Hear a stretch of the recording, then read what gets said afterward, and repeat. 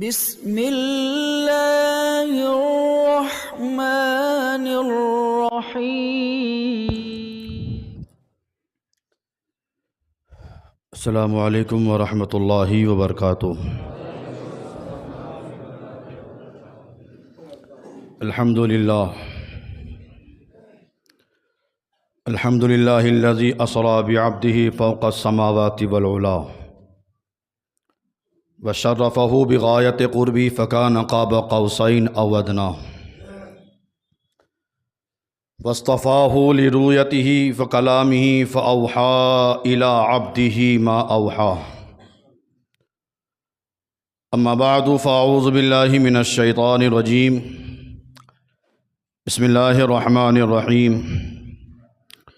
سبحان الذی اسری بعبدہ لیلا من المسجد الحرام الی المسجد الاقصی الذی بارکنا حولہ لنریہ من آیاتنا انہ هو السمیع البصیر۔ صدق اللہ المولانا العظیم۔ فبلغنا رسولہ النبی الکریم ونحن علی ذلک لمن الشاہدین والشاکرین والحامدین والحمد للہ رب العالمین۔ ان اللہ وملائکتہ یصلون علی النبی یا ایھا الذین آمنوا صلوا علیہ وسلموا تسلیما۔ اللہم صلی علی سیدنا مولانا محمد معدن الجود والکرم وآلہ وصحبہ وبارک وسلم۔ صلاۃ و سلام علیک یا رسول اللہ صلی اللہ تعالیٰ علیہ وسلم۔ آج ہم اور آپ نماز جمعہ ادا کرنے کے لیے اس مسجد میں حاضر آئے۔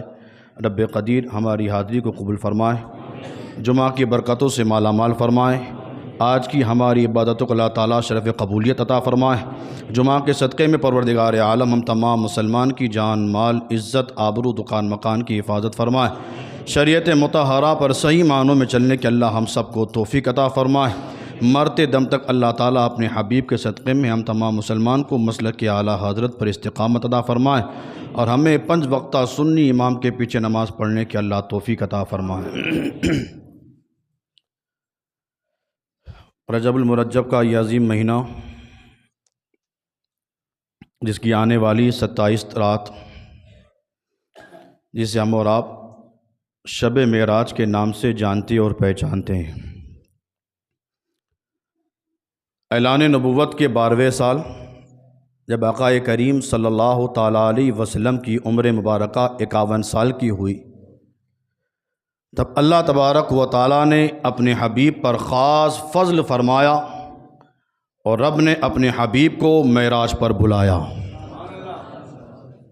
یہ حضور کا معجزہ معراج، حضور کا معجزہ معراج، معراج حضور کا ایک معجزہ ہے، اور اللہ تبارک و تعالیٰ نے یہ معجزہ اپنے حبیب کو عطا فرمایا ہے۔ کیوں عطا فرمایا؟ کم و بیش 1,24,000 انبیاء کرام و رسولان اعظام اس فرش گیتی پر تشریف لائے۔ دنیا میں اس وقت جیسی جیسی ضرورت ہوتی تھی، اللہ تبارک و تعالیٰ ان انبیاء کرام اور رسولان اعظام کو ان باطل طاقتوں سے لڑنے کے لیے اس وقت کے حساب سے معجزہ عطا فرماتا تھا۔ حضرت موسیٰ علیہ السلام، حضرت ابراہیم علیہ السلام، جتنے بھی انبیاء کرام آئے، اس وقت جو حالات تھے، ان حالات کے اعتبار سے اللہ تبارک و تعالیٰ اپنے نبیوں کو معجزات عطا فرماتا تھا، اور ان سارے انبیاء کرام کا سردار بنایا تھا اللہ نے ہمارے حبیب کو۔ تو اللہ تبارک و تعالیٰ نے ہمارے نبی کو سراپا معجزہ بنا کر بھیجا، کسی کو معجزات دے کر بھیجا، اور اللہ تبارک و تعالیٰ نے ہمارے حضور کو مکمل معجزہ بنا کر بھیجا۔ اللہ نے ہمارے نبی کو بہت سارے معجزات عطا فرمائے، بہت سارے معجزات۔ تھوک مبارک کو اگر کھارے کنویں میں ڈال دے تو وہ کنواں میٹھا ہو جائے، دکھتی ہوئی آنکھ پر لگا دے تو آنکھ اچھی ہو جائے، کٹے ہوئے بازو پر حضور اپنا تھوک مبارک لگا دے تو وہ کٹا ہوا ہاتھ صحیح ہو جائے۔ بے شمار معجزہ اللہ تبارک و تعالیٰ نے ہمارے حضور کو عطا فرمائے، اور ان تمام معجزات میں 2 بڑے معجزے عطا فرمائے، ایک معراج میں اور ایک قرآن۔ ایک معراج اور ایک قرآن۔ اب اللہ تبارک و تعالیٰ نے ہمارے حضور کو معراج پر کیوں بلایا؟ بہت ساری حکمتیں ہیں، غالباً پچھلے سال میں یہ حکمتیں سنا چکا ہوں میں آپ کو، آج میں زیادہ اس پر وقت نہیں لے جاؤں گا۔ آج مجھے ایک عظیم چیز سنانا معراج ہی ہے حضور کا۔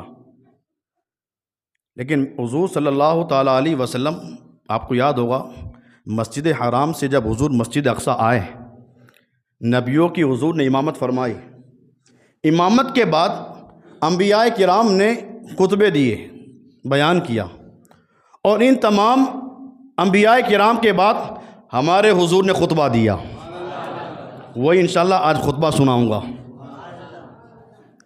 اللہ تبارک و تعالیٰ نے ہمارے حضور کو یہ معراج کیوں عطا فرمائے؟ وجہ کیا، ریزن کیا؟ بہت ساری حکمتیں ہیں، علماء نے اپنی کتابوں میں لکھا ہے کہ بہت ساری وجوہات میں سے ایک وجہ یہ بھی ہے کہ اللہ تبارک و تعالیٰ نے اپنے حبیب سے ارشاد فرمایا، حبیب میں نے یہ ساری کائنات بنائی تیرے لیے، ساری کائنات میں نے بنائی ہے تیرے لیے۔ حبیب آج معراج کی رات تو آسمان پر، اور آسمان کے اوپر سدرہ، سدرہ کے اوپر عرش، عرش کے اوپر لامکاں، یہ ساری چیزیں تیرے لیے بنائی ہے، تو حبیب ایک مرتبہ آ کر ساری چیزیں دیکھ بھی لے، ایک مرتبہ آ کر ساری چیزیں تو دیکھ بھی لے۔ بہت ساری وجوہات میں ایک وجہ یہ بھی ہے، اور کچھ وجوہات، ایک وجہ یہ بھی سامنے آئی، حضرت موسیٰ علیہ السلام نے عرض کیا، مالک ربی ارینی انظر الیک، قرآن میں الفاظ موجود ہے۔ حضرت موسیٰ نے 40 دن تک کوہ طور پر عبادت کی، 40 دن کے بعد حضرت موسیٰ علیہ السلام نے رب کی بارگاہ میں عرض کیا، مالک ربی ارینی انظر الیک، کہ اللہ میں تجھے دیکھنا چاہتا ہوں۔ 40 دن عبادت کرنے کے بعد عرض کی، مالک میں تجھے دیکھنا چاہتا ہوں۔ رب نے فرمایا، لن ترانی، موسیٰ تم نہیں دیکھ سکتے، قرآن ہے یہ، لن ترانی، موسیٰ تم نہیں دیکھ سکتے۔ کیا مطلب؟ اللہ نے ارشاد فرمایا، موسیٰ میں اپنا آپ دکھانے کے پر قادر تو ہوں، لیکن تمہارے اندر طاقت نہیں کہ تم مجھے دیکھ سکو، تمہارے اندر طاقت نہیں کہ تم مجھے دیکھ سکو، لن ترانی، تم مجھے نہیں دیکھ سکتے۔ موسیٰ علیہ السلام نے پھر عرض کی، مالک ربی ارینی انظر الیک، اللہ میں تجھے دیکھنا چاہتا ہوں۔ رب نے فرمایا، لن ترانی، تو نہیں دیکھ سکتا۔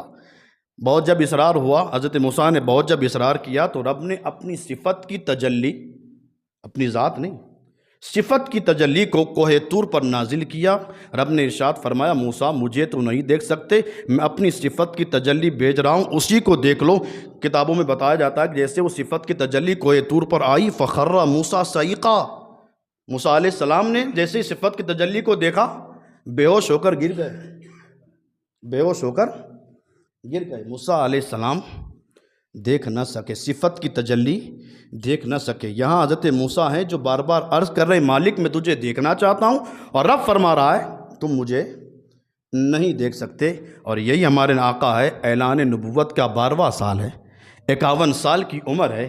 حضور حضرت ام ہانی کے گھر پر آرام کر رہے ہیں، سدرہ کے مکین جبریل امین آتے ہیں اور آ کر عرض کرتے ہیں، یا رسول اللہ چلیے، یا رسول اللہ چلیے، اللہ آپ کے دیدار کا مشتاق ہے۔ اعلیٰ حضرت پکار اٹھے، تبارک اللہ شان تیری، تجھی کو زیبا ہے بے نیازی، کہیں تو وہ جوش لن ترانی، کہیں تو وہ جوش لن ترانی، کہیں تقاضے وصال کے تھے، کہیں تو وہ جوش لن ترانی، کہیں تقاضے وصال کے تھے۔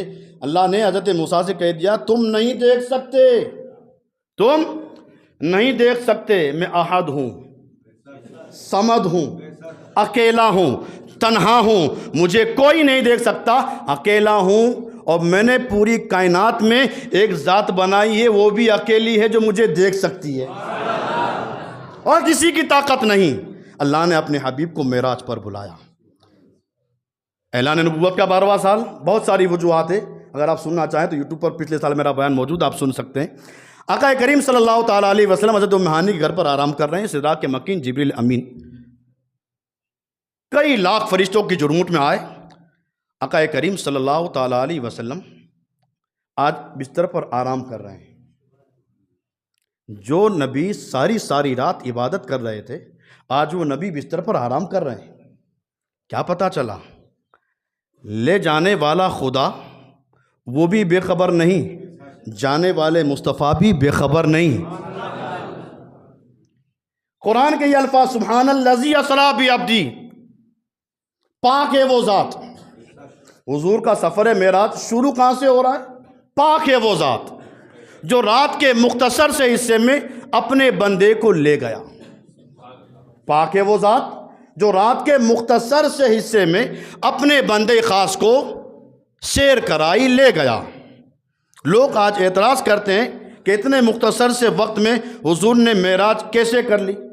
مسجد حرام سے مسجد اقصی، پھر ساتوں آسمان، سدرہ، عرش، لامکاں، رب کی بارگاہ میں، پھر واپس بھی آئے۔ منظر کیا تھا؟ زنجیر بھی ہلتی رہی، بستر بھی رہا گرم۔ حضور جب واپس آئے زنجیر ہلتی رہی، بستر بھی رہا گرم۔ ایک آن میں گئے اور آئے محمد۔ جب اتنے مختصر وقت میں حضور کیسے آ سکتے ہیں؟ تو ہم نے پہلے کہا قرآن پڑھو۔ قرآن کہتا ہے سبحان الذی اسریٰ، پاک ہے وہ ذات۔ ہم لمیٹیڈ ہیں، ہماری طاقت لمیٹیڈ ہے، ہماری ایک حد ہے۔ اللہ کی طاقت کی کوئی حد؟ ان اللہ علی کل شیء قدیر، اللہ ہر چیز پر قادر ہے۔ جب آج ہمارے بنائے ہوئے چیز، ہمارے بنائے ہوئے پلین چند گھنٹوں میں ادھر سے ادھر جا سکتے ہیں، بولو جا سکتے ہیں کہ نہیں؟ ساتھ میں بیٹھنے والے کو بھی لے جا سکتے ہیں کہ نہیں؟ جب مخلوق کی طاقت کا یہ عالم ہے تو خالق کی طاقت کا عالم کیا ہوگا؟ جب مخلوق اتنا کر سکتی ہے کہ خود بھی اڑے، دوسروں کو بھی اڑا کر چند گھنٹوں میں کئی ہزار کلومیٹر پار لے جا سکتی ہے، یہ مخلوق کی بنائی ہوئی چیز ہے۔ جب مخلوق میں اللہ نے اتنی طاقت دی ہے تو اللہ تبارک و تعالیٰ خود خالق کائنات ہے، اور پھر ہماری طاقت لمیٹیڈ، ایک حد ہے۔ اللہ کی طاقت کی کوئی لمٹ نہیں، کوئی حد نہیں۔ یہ معجزہ معراج لوگ کہتے ہیں ہماری عقل میں نہیں آتا۔ معجزہ کہا ہی اسے جاتا ہے جو سمجھ میں نہ آئے۔ معجزہ کہا ہی اسے جاتا ہے جو سمجھ میں نہ آئے۔ عقل کے اندھے کہتے ہیں کہ ہمیں سمجھ میں نہیں آتا۔ اگر آپ کو سمجھ نہیں آتا کوئی بات نہیں، ہم عشق کے بندے ہیں، ہم عشق کے بندے ہیں، کیوں بات بڑھائی ہے؟ ہم سیدنا صدیق اکبر کے عقیدے والے ہیں۔ جب ابو جہل نے صبح جب معراج کا جب واقعہ ہو گیا، ابو جہل سیدنا صدیق اکبر کے پاس آیا اور آنے کے بعد کہا ابو بکر ایک بات بتاؤ۔ کہا کیا بات ہے؟ کہا رات کے مختصر سے حصے میں کوئی مسجد حرام سے مسجد اقصی جا سکتا ہے؟ جائے بھی اور واپس بھی آ جائے؟ سیدنا صدیق اکبر نے کہا نہیں، ہے تو ایسا تو نہیں ہو سکتا ہے، اتنا لمبا سفر ایک رات میں مختصر سے حصے میں۔ ابھی حضور نے ان کفاروں کو آسمان کا منظر، جنت کا منظر، یہ ساری چیزیں نہیں بتائی، ابھی مسجد حرام سے مسجد اقصی بتایا تھا۔ ابو جہل اسے بھی برداشت نہ کر سکا، اور آج بھی اس کی کمپنی برداشت نہیں کر رہی ہے، یہ بات برداشت وہ نہ کر سکا۔ سیدنا صدیق اکبر کے پاس جا کر کہا ابو بکر کیا مختصر سی رات میں کوئی اتنا سفر کر سکتا ہے؟ صدیق اکبر نے کہا کہاں کوئی نہیں کر سکتا ہے۔ فوراً خوش ہو، کہاں بس یہی تو بتانے آیا ہوں۔ کہا کیا بتانے آیا؟ کہا جو اس کا تم نے کلمہ پڑھا ہے، جس محمد کے پیچھے تم بھاگتے بھاگتے پھر رہے ہو، اس نے آج یہ دعویٰ کیا ہے کہ وہ رات کے مختصر سے حصے میں مسجد حرام سے مسجد اقصی گیا اور واپس بھی آیا۔ سیدنا صدیق اکبر نے سنا، فوراً کھڑے ہو گئے اور کھڑے ہو کر کہا ابو جہل سن، اگر میرے نبی نے کہا ہے تو حق اور سچ کہا ہے، میرے نبی نے کہا ہے تو حق اور سچ کہا ہے۔ فوراً ابو جہل بگڑا، بگڑنے کے بعد کہا ابو بکر کیسی بات کرو، تمہارے پاس دماغ نہیں؟ مختصر سے حصے میں کوئی کیسے جا سکتا ہے، کیسے آ سکتا ہے، اور تم اپنے نبی کی بات ایسے کیسے مان جاتے ہو؟ سیدنا صدیق اکبر نے کہا ہم عشق کے بندے ہیں، ہم عشق کے بندے ہیں۔ کہا اگر میرے نبی نے کہا ہے تو میں اسے حق اور سچ مانتا ہوں۔ پھر آپ نے ارشاد فرمایا ہے ابو جہل سن، میرے حضور نے جو فرمایا ہے مسجد حرام سے مسجد اقصی ایک مختصر سی رات میں حضور گئے اور آئے، سن میرا عقیدہ تو یہ ہے کہ حضور کے لیے یہ بات معمولی ہے، میرے حضور کے لیے یہ بات معمولی ہے۔ اگر میرے حضور اس سے بڑی بات بھی کہہ دے ابو بکر مان لے گا، میرا حضور اس سے اب اگر بڑی بات کہہ دے ابو بکر اسے مان لے گا۔ ابو جہل غصے میں آیا، کہا کیسی بات کرتا ابو بکر، کیسی بات کرتا ہے؟ دماغ نہیں کیا تمہارے پاس؟ کیسی بات کرتے ہو؟ آپ نے ارشاد فرمایا سن ابو جہل، آخری کیل ٹھوک رہا ہوں، اگر لگ جائے تو ٹھیک، نہ لگے تو تو تیرے راستے میں میرے راستے۔ آخری کیل ٹھوک رہا ہوں، مان جا تو مان جا، نہیں ماننا تو کوئی بات نہیں۔ سیدنا صدیق اکبر نے ارشاد فرمایا سن، میں نے یہ بات حضور کی تیرے منہ سے سنی، معراج کا واقعہ حضور کا پہلے تیرے منہ سے سنا، مان اس لیے رہا ہوں کہ یہ واقعہ میرے حضور کے ساتھ منسوب ہے، مان اس لیے رہا ہوں کہ واقعہ میرے حضور کے ساتھ منسوب ہے۔ اگر تو دلیل چاہتا ہے تو سن لے، میں حضور کی بارگاہ میں بیٹھتا تھا تو دیکھتا تھا کئی مرتبہ جبریل آتے تھے، حضور کی بارگاہ میں بیٹھتا تھا جبریل آتے تھے۔ سن، جب جبریل کا آنا مانتا ہوں تو میرے مصطفیٰ کا جانا بھی مانتا ہوں، میرے مصطفیٰ کا آنا بھی مانتا ہوں۔ ہم عشق کے بندے ہیں، کیوں بات بڑھائی؟ تو یہ جس کو سمجھ میں نہ آئے کوئی بات نہیں، لیکن اللہ تبارک و تعالیٰ نے ہمارے حضور کو معراج عطا فرمائی۔ ہماری طاقت کی حد ہے، اللہ کی طاقت کی کوئی حد نہیں ہے۔ سدرا کے مکین جبریل امین آئے، آج حضور آرام کر رہے ہیں، ساری رات حضور عبادت کرنے والے آج آرام کر رہے ہیں۔ اب جیسے سیدنا جبریل کئی لاکھ فرشتوں کے ساتھ حضور کی بارگاہ میں آئے، دیکھا حضور آرام کر رہے ہیں، تو اب حضور کو جگائیں کیسے؟ ادب گاہی زیر آسماں عرش نازک تر، نفس گم کردہ می آیت جنید و بایزید اینجا۔ یہ حضور کا دربار ہے، یہ حضور کا دربار ہے۔ اللہ قرآن میں فرماتا یا ایھا الذین آمنوا لا ترفعوا اصواتکم فوق صوت النبی، اے ایمان والو ہرگز میرے حضور کی بارگاہ میں، میرے حبیب کی بارگاہ میں تمہاری آواز بلند نہ ہونے پائے، میرے حبیب کی بارگاہ میں تمہاری آواز بلند نہ ہونے پائے۔ اگر ایسا ہوا ان تحبط اعمالکم وانتم لا تشعرون، اگر میرے حبیب کے دربار میں اگر تم نے اونچی آواز سے بات کی تو تمہارے سارے نیک اعمال برباد کر دیے جائیں گے، تمہیں پتہ بھی نہ چلے گا۔ یہ میرے حبیب کا در ہے، یہ در حبیب ہے، کوئی عام نہیں ہے۔ یہ در حبیب ہے، کوئی عام نہیں ہے۔ یہاں تو آنا ہے، آواز تو نہیں نکالنی ہے۔ اگرچہ تمہیں سانس لینی ہو تو سانس کی آواز بھی بلند نہ ہونے پائے، حبیب کا در ہے یہ، سانس کی آواز بھی بلند نہ ہونے پائے۔ اب حضرت جبریل دیکھا حضور آرام کر رہے ہیں، اب سوچ رہے ہیں اگر جگاتا ہوں تو بے ادبی، اگر حضور کو جگاتا ہوں تو بے ادبی، واپس جاتا ہوں تو رب پوچھے گا جبریل کیا ہوا؟ میں نے کہا تھا اپنے حبیب کو معراج کا دلہا بنا کر لیا۔ اگر واپس جاتا ہوں تو رب کو کیا جواب دوں؟ اور اگر یہاں جگاتا ہوں تو بے ادبی ہوتی ہے، کروں کیا؟ ابھی سوچ ہی رہے ہیں کہ رب کی طرف سے آواز آتی یا جبریل قبل قدمئی، اے جبریل میرے حبیب کو جگانا چاہتے ہو تو اپنے کافوری ہونٹ کو میرے حبیب کے تلووں پہ لگاؤ۔ ہزاروں جبریل الجھے ہیں اس گرد منزل میں، ہزاروں جبریل الجھے ہیں اس گرد منزل میں، نہ جانے کتنی بلندی پر ہے کاشانہ محمد کا، نہ جانے کتنی بلندی پر ہے کاشانہ محمد کا۔ حضرت جبریل فرماتے جیسے آواز مجھ تک پہنچی میں ہمیشہ سوچتا تھا کہ اللہ نے مجھے پورا نور کا بنایا ہے، ہونٹ کافور کے کیوں دیے؟ کافور میں ہوتی ہے ٹھنڈک، کافور میں ہوتی ہے ٹھنڈک۔ حضرت جبریل فرماتے میں ہمیشہ سوچتا کہ مجھے پورا تو نور سے بنایا ہے، یہ ہونٹ کافور کے کیوں دیے؟ معراج کی رات پتہ چلا اللہ نے کافور کے ہونٹ کیوں دیے، کیونکہ اسی کافور کے ہونٹ کو حضور کے تلووں پہ لگانا تھا۔ حضرت جبریل نے بوسہ دیا، حضور نے آنکھوں کو کھول دیا، اعلیٰ حضرت یاد آئے، اعلیٰ حضرت پکار اٹھے تاج روح القدس کے موتی جسے سجدہ کریں، تاج روح القدس کے موتی جسے سجدہ کرے، اللہ اکبر کتنا رکھتی ہے وقار ایڑیاں، حضور کے قدم کتنے بلند ہیں کہ تاج روح القدس کے موتی جسے سجدہ کرے۔ جیسے ہی حضرت جبریل نے کافوری ہونٹ رکھے حضور نے آنکھ کھولی، کہا جبریل کیا بات ہے؟ کہا یا رسول اللہ آپ کے دیدار کا مشتاق ہے۔ پھر حضرت جبریل اور سارے فرشتوں نے مل کر حضور کو دلہا بنایا، معراج کا دلہا بنایا۔ آج دنیا کا دلہا بنتا ہے، گھر کے ماں باپ آتے ہیں اور اسے تیار کرانے کے بعد اس کے چہرے کے اوپر سے صدقہ اتارتے ہیں اور غریبوں میں دے دیتے ہیں۔ آج حضور معراج کے دلہا بنے ہیں، آج حضور معراج کے دلہا بنے ہیں اور فرشتوں نے صدقہ اتارا، فرشتوں نے صدقہ اتارا۔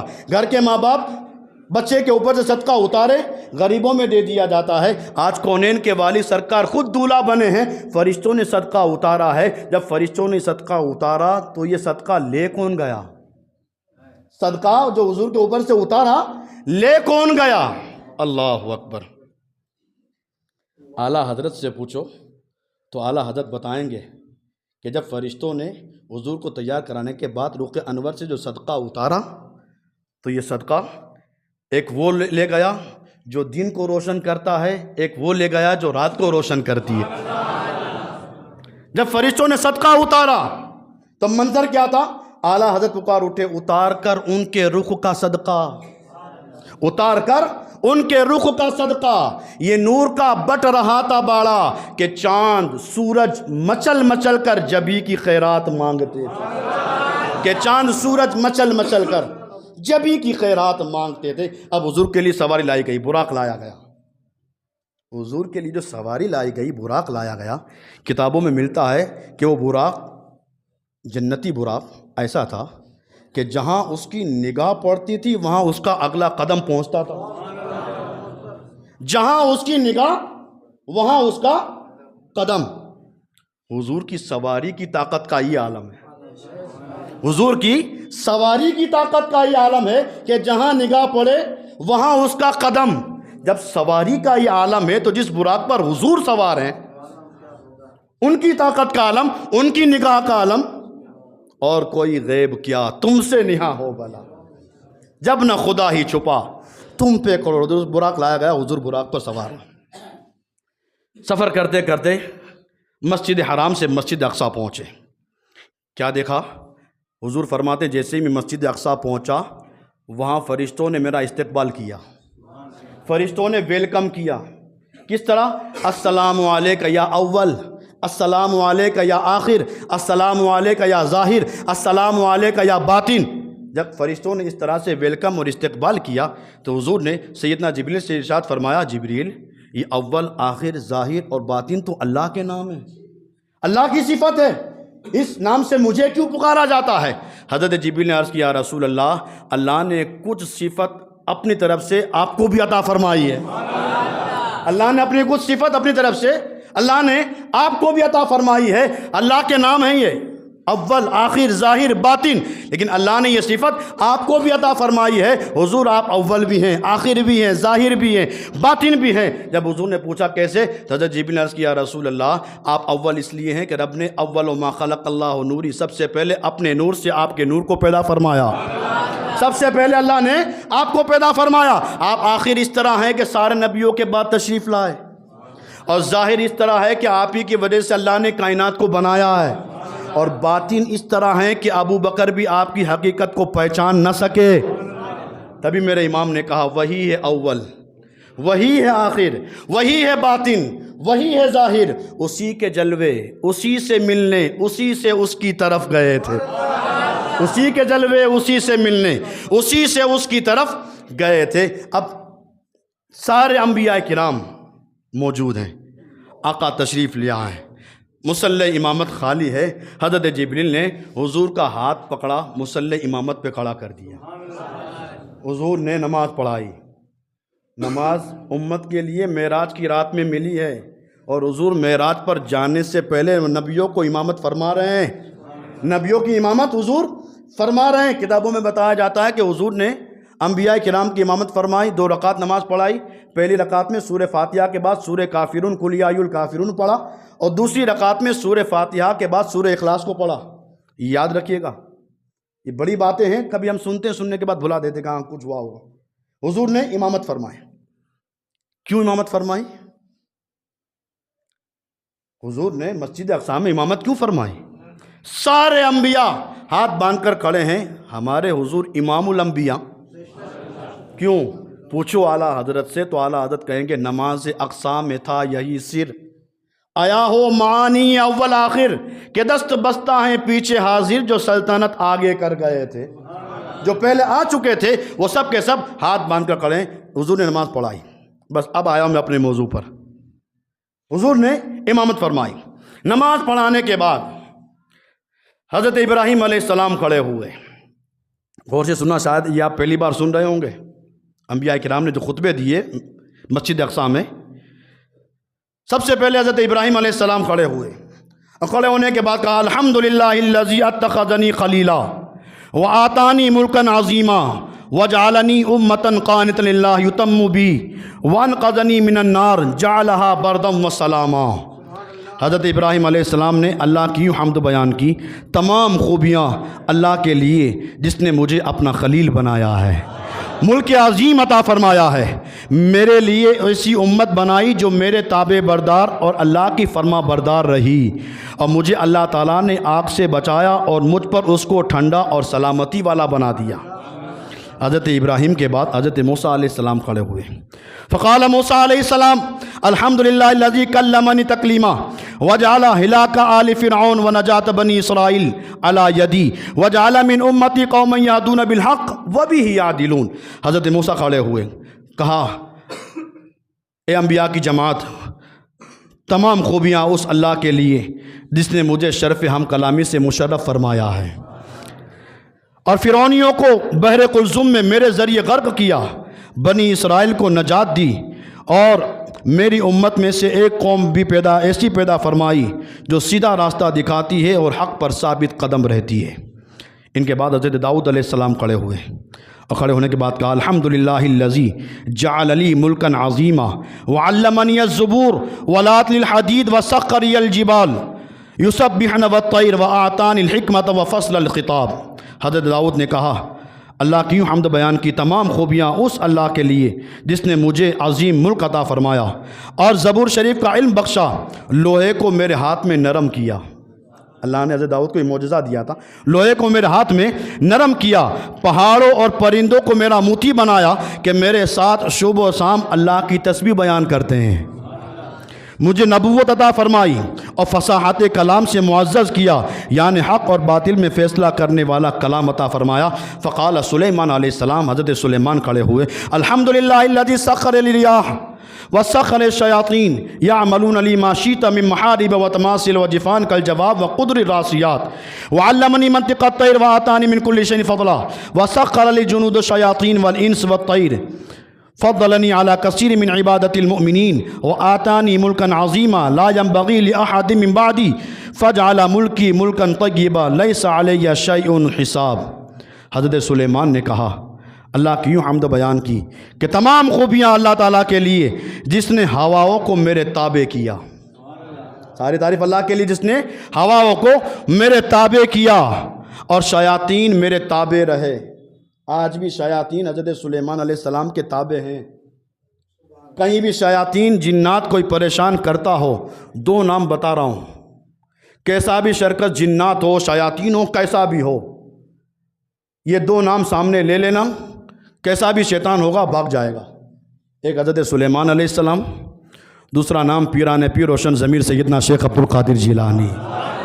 یہ دو نام ایسے ہیں کہ کیسا بھی شیطان ہو، کیسا بھی جنات ہو، سرکس ہو، یہ دو نام سے بھاگ جاتا ہے۔ پھر آپ فرماتے ہیں میں جو چاہتا وہ میرے لیے کرتے، پختہ عمارتیں، مجسمے، بڑے بڑے لگن جیسے حوض اور بھاری دیگیں جو چولہوں پر جمی رہتی ہے، میرے اشارے پر یہ سارے ہوا کے ذریعے شیاطین جنات یہ سارے کام کر دیتے، کیونکہ اللہ نے ان چیزوں کو، شیاطین اور جنات کو میرے تابع کر دیا تھا۔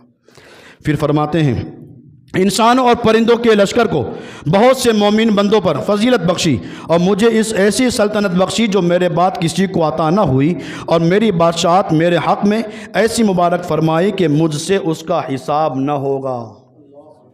حضرت سلیمان علیہ السلام کے بعد حضرت عیسیٰ کھڑے ہوئے، اور حضرت عیسیٰ علیہ السلام فرماتے ہیں الحمدللہ الذی جعلنی کلیمہ وجعل مثل آدم خلقہ من تراب ثم قال له كن فيكون وعلمني الكتاب والحكمة والتوراة والإنجيل وجعلني أخلق من الطين كهيئة الطير فأنفخ فيه فيكون طيرا بإذن الله وجعلني أبرئ الأكمه والأبرص وأحيي الموتى بإذن الله ورفعني وطهرني وأعاذني وأمي من الشيطان الرجيم فلم يكن للشيطان علينا سبيل۔ حضرت عیسیٰ علیہ السلام نے اللہ کی حمد اس طرح بیان کی، تمام خوبیاں اللہ کے لیے جس نے مجھے مبارک کلمہ عطا فرمایا، مجھے حضرت آدم علیہ السلام کے مثل پیدا فرمایا، ان کی تخلیق بغیر ماں باپ صرف مٹی سے ہوئی، اور مجھے بغیر باپ کے پیدا فرمایا۔ پھر فرماتے ہیں مجھے اللہ تبارک و تعالیٰ نے اپنی کتاب توریت اور انجیل کا علم بخشا، نبوت سے سرفراز فرمایا، اور ساتھ ہی میں مجھے یہ معجزہ بھی عطا فرمایا کہ میں مٹی سے پرندے کی صورت بناتا اور اس میں پھونک مارتا تو وہ اللہ کے حکم سے پرندہ بن کر اڑ جاتا، حضرت عیسیٰ کا یہ معجزہ ہے۔ پھر فرماتے ہیں کہ اللہ تبارک تعالیٰ نے مجھے وہ شان عطا فرمائی کہ میں مادر ذات اندھے اور سفید داغ والے کو درست کر دیتا اور مردوں کو اللہ کے حکم سے زندہ فرما دیتا۔ مجھے اللہ نے بلند کیا، پاک کیا، مجھے اور میری والدہ کو شیطان مردود سے محفوظ رکھا، لہذا شیطان کا ہم پر قابو نہ چلا۔ یہ حضرت عیسیٰ علیہ السلام کے بعد اب نمبر آتا ہے خاتم الانبیاء کا۔ حضور کا خطبہ ایسے نہیں سناؤں گا، بولنا پڑے گا۔ کیا بولیں گے؟ یہ سارے انبیاء کی کتاب ہو گئے، سارے انبیاء نے خطاب دے دیے۔ اب نمبر آیا امام الانبیاء، خطیب الانبیاء کا، اور میرے حضور کا خطبہ، میرے حضور کا خطبہ۔ پوچھو اعلیٰ حضرت سے، اعلیٰ حضرت پکار اٹھے، میں نثار تیرے کلام پر، میں نثار تیرے کلام پر، ملی یوں تو کس کو زبان نہیں، وہ سخن ہے جس میں سخن نہ ہو، وہ بیان ہے جس کا بیان نہیں۔ اور تیرے آگے یوں ہی دبے لچے فصحا عرب کے بڑے بڑے، کوئی جانے منہ میں زبان نہیں، نہیں بلکہ جسم میں جان نہیں۔ اب امام الانبیاء کی باری آئی۔ اب جہاں جہاں میں رکوں گا آپ کو کیا کہنا ہے؟ سارے انبیاء کا خطاب ہو چکا۔ اب حضور صلی اللہ تعالیٰ علیہ وسلم کھڑے ہوئے اور آپ نے اللہ کی حمد بیان کی اور فرمایا کہ انبیاء کی جماعت، تم سب نے اپنے رب کی حمد و ثنا بیان کی، اب میں اپنے رب کی حمد و ثنا بیان کرتا ہوں، اب میں اپنے رب کی حمد و ثنا بیان کرتا ہوں۔ حضور نے ارشاد فرمایا، الحمدللہ الذی ارسلنی رحمۃ للعالمین وکافۃ للناس بشیرا ونذیرا وانزل علی الفرقان فیہ تبیان کل شیء وجعل امتی خیر امت اخرجت للناس وجعل امتی امتا وسطا وجعل امتی هم الاولون وهم الاخرون وشرح لی صدری وضع عنی وزری ورفع لی ذکری وجعلنی فاتحا وخاتما۔ یہ حضور کا خطبہ، ترجمہ سناؤں کہ ختم کروں؟ ہاں پتہ ہے کہ ساری عربی تو اوپر سے گئی ہوگی، ترجمہ بھی سن لیے۔ حضور نے سارے انبیاء کی جماعت کے سامنے ارشاد فرمایا، میں اپنے رب کی حمد بیان کرتا ہوں، تمام خوبیاں اللہ تعالیٰ کے لیے جس نے مجھے تمام جہان کے لیے رحمت للعالمین بنا کر بھیجا ہے۔ پھر آپ نے ارشاد فرمایا کہ اللہ نے مجھے تمام مخلوق کے لیے بشارت دینے والا اور ڈر بتانے والا بنا کر بھیجا ہے، بشیر اور نذیر بنا کر بھیجا ہے۔ پھر حضور فرماتے ہیں اللہ نے مجھ پر قرآن نازل فرمایا جس میں ساری چیزوں کا واضح بیان ہے۔ اللہ نے مجھ پر قرآن نازل فرمایا جس میں ساری چیزوں کا واضح بیان، تبیانا لکل شیء۔ اللہ نے جو ہمارے آقا پر قرآن نازل فرمایا اس میں ہر چیز کا بیان جو ہے، ساری چیزوں کا بیان۔ مولا کائنات حضرت علی بیٹھے ہیں، ایک یہودی آتا ہے، کھسی داڑھی ہے لے کر کھڑا ہوتا ہے اور حضرت علی سے کہتا ہے، علی تمہارا دعویٰ ہے کہ تمہارے قرآن میں ساری چیزیں موجود ہیں، بتاؤ میری داڑھی اور تمہاری داڑھی قرآن میں کہاں ہے؟ میری داڑھی اور تمہاری داڑھی قرآن میں کہاں ہے؟ وہ جو آیا تھا اس کی داڑھی کھسی تھی اور حضرت علی کی داڑھی مکمل تھی۔ حضرت علی کی داڑھی مکمل تھی، کتاب سے میں بتا سکتا ہوں حضرت علی کی داڑھی مکمل تھی۔ اب جتنے یہ حضرت علی کے نعرے لگاتے ہیں، نعرے لگاؤ، لیکن حضرت علی کی سنت پر عمل بھی تو کرو، ان کی بات پر عمل بھی تو کرو۔ یہ علی علی ہم کہہ رہے ہیں، ہمارے چہرے پر ایک داڑھی کا بال بھی نہیں۔ اس نے آ کر کہا، اے علی قرآن میں ساری چیزیں موجود ہیں، بتاؤ میری داڑھی اور تمہاری داڑھی قرآن میں کہاں ہے؟ ابھی علی علی ہیں، علی علی ہیں۔ علی نے زبان نبوت کو چوسا ہے، حضور کی زبان کو چوسا ہے۔ کیا مقام ملا؟ جیسے اس یہودی نے آ کر پوچھا، حضرت علی نے کہا ہاں تیری داڑھی اور میری داڑھی قرآن میں ہے، تیری اور میری داڑھی قرآن میں۔ کہاں 8واں پارہ اٹھا، رب فرماتا والبلد الطیب یخرج نباتہ باذن ربی والذی خبوث لا یخرج الا نکیدا۔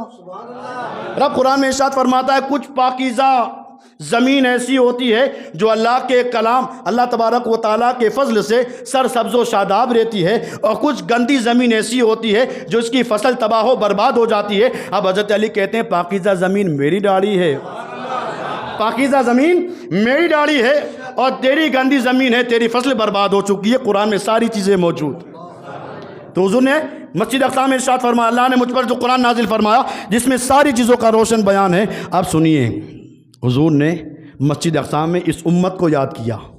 حضور فرماتے ہیں اے انبیاء کی جماعت سنو، اللہ نے میری امت کو خیر امت بنایا، میری امت کو خیر امت بنایا اور تمام امتوں میں افضل بنایا۔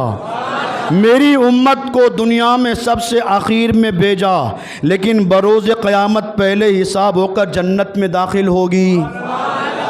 آئے سب سے بعد میں، قیامت میں حساب پہلے ہوگا اور جنت میں پہلے داخل ہوں گے۔ پھر حضور فرماتے ہیں اللہ نے میرا سینہ کشادہ فرمایا اور مجھ سے میرا بوجھ اتار دیا، میرے ذکر کو بلند کیا، میرے ذکر کو بلند کیا اور مجھ کو تمام انبیاء کا خاتم اور سردار بنایا، تمام انبیاء کا خاتم اور سردار بنایا۔ بس اتنا جسے حضور نے کہا، حضرت ابراہیم کھڑے ہوئے اور حضرت ابراہیم نے کہا قال ابراہیم علیہ السلام بہذا فضلکم محمد صلی اللہ علیہ وسلم۔ حضور کا یہ خطبہ سن کر حضرت ابراہیم کھڑے ہوئے اور سارے انبیاء کرام کو متوجہ کر کر حضرت ابراہیم نے کہا اے انبیاء کی جماعت سن لو، انہی چیزوں کی وجہ سے حضور اللہ تعالیٰ کی بارگاہ میں مقبول ہو چکے ہیں۔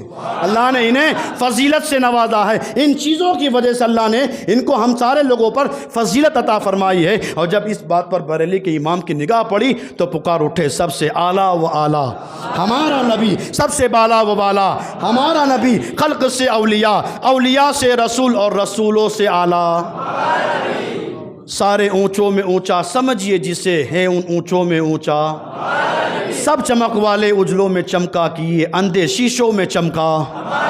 یہ میرے حضور کا معراج جو میں نے مختصر میں سنایا ہے، مختصر وقت میں اللہ تبارک و تعالیٰ نے اپنے حبیب کو معراج عطا فرمائی۔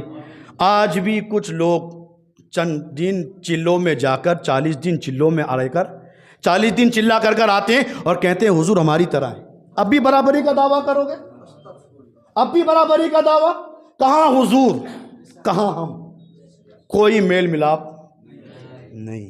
ارے میاں حضور کے برابر ہونا، ہم حضور کے قدموں کے نیچے جو دھول ہے اس دھول کے کروڑویں ذرے کے برابر نہیں ہے۔ حضور سے سچی محبت، سچا عقیدت اور سچا لگن ہونا چاہیے، حضور کی عزت ہونی چاہیے۔ اور یہ معراج اللہ نے اپنے حبیب کو کرائی ہے، اللہ نے کرائی ہے، ہماری لیمٹ ہے، اللہ کی طاقت کی کوئی لیمٹ نہیں ہے۔ اللہ تبارک و تعالیٰ کئی باتوں پر مجھے اور آپ تمام حضرات کو عمل کرنے کی توفیق عطا فرمائے۔ وآخر دعوانا الحمدللہ رب العالمین۔